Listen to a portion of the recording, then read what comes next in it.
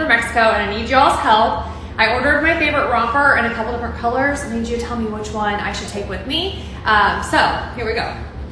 Option number 1 is the classic black. I love the black. I love pairing it with a pair of sandals. This has the built-in shorts underneath. I need a small. Has a cute back. The straps are adjustable. No padding in this one, but it's very nice and supportive. So option 1 is the black. Option 2 is the red. I love red. I didn't think I would like red on me, but it looks so good.